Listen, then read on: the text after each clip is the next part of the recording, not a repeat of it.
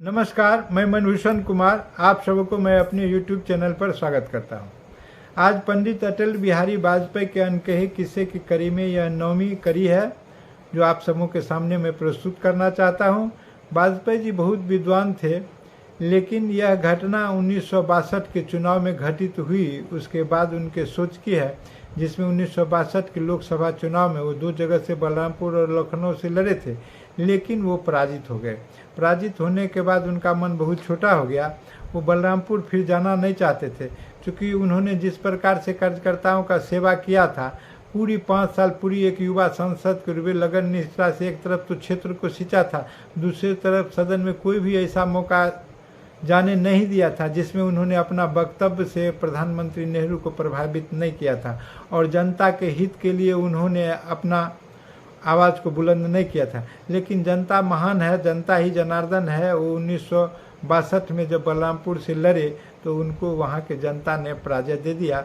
इससे उनका दुखी मन कभी मन कहता है कि वो कह रहे हैं, पंडित अटल जी ने नवनीत दिसंबर 1963 अंक में राजनीति की रपटीली राहें में प्रकाशित अपनी रचना में अपने मन के अंतर्द्वंद को इस प्रकार व्यक्त कर रहे हैं। मेरी सबसे बड़ी भूल राजनीति में आना है। इच्छा था कि पठन पाठन करूँगा, अध्ययन और स्वाध्याय करूँगा, परिवार की परंपरा को आगे बढ़ाऊँगा, अतीत से कुछ लूँगा और भविष्य को दे जाऊँगा। किंतु राजनीति की रपटीली राह में कामना तो दूर, गांठ की पूंजी भी गंवा बैठा। मन की शांति मर गई, संतोष समाप्त हो गया। एक विचित्र सा खोखलापन मन में भर आया। ममता और करुणा के मानवीय मूल मुंह चुराने लगे। क्षणिक अस्थायी बनता जा रहा है। जड़ता को अस्थायित्व मानकर चलने की प्रकृति पनप रही है। आज की राजनीति विवेक नहीं चातुर्य चाहती है, संयम नहीं सहिष्णुता को प्रोत्साहन देती है, श्रेष्ठ नहीं प्रिय के पीछे पागल है। मतभेद का समादर करना तो दूर, उसे सहन करने की प्रकृति भी विलुप्त होती जा रही है। आशीर्वाद का स्थान अवसरवाद ले रहा है। बाएं से दाएं का भेद व्यक्तिगत ज़्यादा विचारगत कम हो गया है।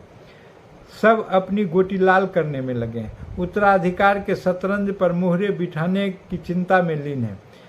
सत्ता का संघर्ष प्रतिपक्षियों से ही नहीं, स्वयं अपने दल वालों से हो रहा है। पद और प्रतिष्ठा को कायम रखने के लिए जोड़ तोड़, साठगांठ और ठकुर सुहाती आवश्यक है। निर्भीकता और स्पष्टवादिता खतरे से खाली नहीं है। आत्मा को कुचल कर ही आगे आज बढ़ा जा सकता है। यह उनकी 1963 की राजनीति की समझ थी।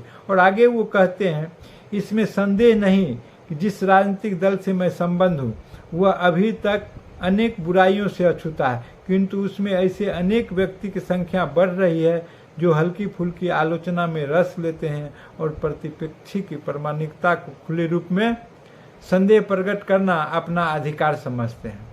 और इतना सब होते हुए भी राजनीति छूटती नहीं है। एक चस्का सा लग जाता है। प्रतिदिन प्रातः समाचार के पन्नों में अपना नाम पढ़कर जो नशा चढ़ता है वह उतरने का नाम ही नहीं लेता है। यह राजनीति का सार वो कह जाते हैं। और यह जो अभी कहानी हम सुना रहे थे, यह जो है पंडित अटल बिहारी वाजपेयी की जो कहानी थी, वह डॉक्टर संगीता कुमारी द्वारा रचित पुस्तक 21वीं सदी के महात्मा गांधी पंडित अटल बिहारी वाजपेयी से लिया गया है। ये इसी से संदर्भित है। यह पुस्तक बहुत ही उपयोगी है।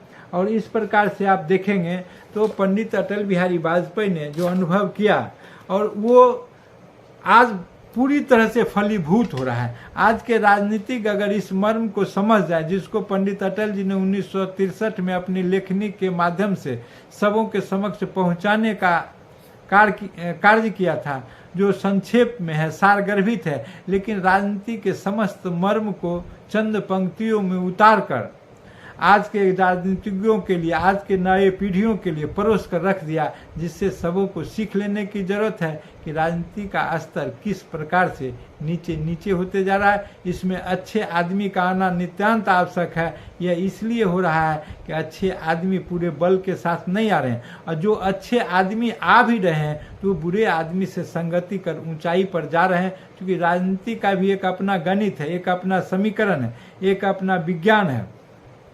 तो इस प्रकार से कई बार राजनीति में 1-1-11 हो जाता है और कई बार 1-1-2 भी होता है और कभी 1-1-0 भी हो जाता है। यह राजनीति का मिजाज है, इसको समझने की जरूरत है। जिसकी भविष्यवाणी, जिसकी कल्पना पंडित अटल बिहारी वाजपेयी ने 1963 में अपनी रचना के माध्यम से किया और जनता को जागृत करने का काम किया।